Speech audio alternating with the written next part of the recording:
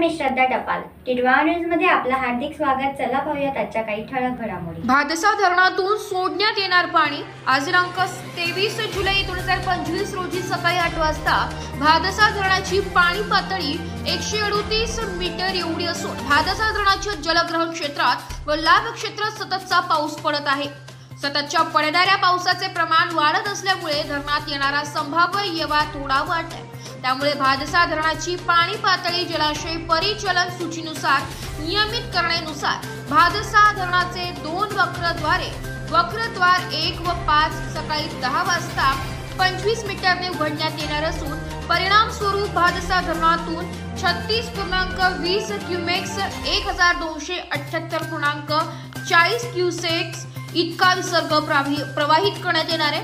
तरी कृपया भादसा धरणाच्या आजूबाजूस असलेल्या भादसा नदीच्या तीरावरील विशेषतः शहापूर मुरबाड रस्त्यावरील सापगाव पूल तसेच सापगाव नदी काठावरील इतर गावातील सरपंच, तलाठी, ग्रामसेवक यांना व गावातील नागरिकांना नदीच्या पाण्याच्या पातळी वाढ होत होणे बाबतच्या सूचना आपल्या स्तरावर देण्यात याव्यात.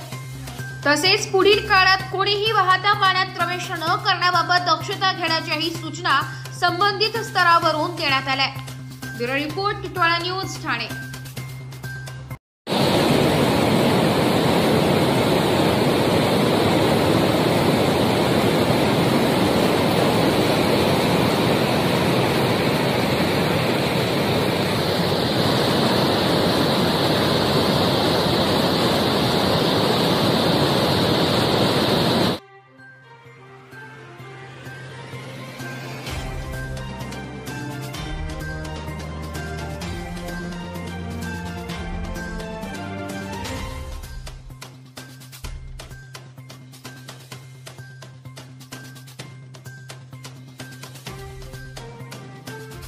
तर या होत्या आजच्या काही ठळक घडामोडी. उद्या पुन्हा भेटू याच ठिकाणी.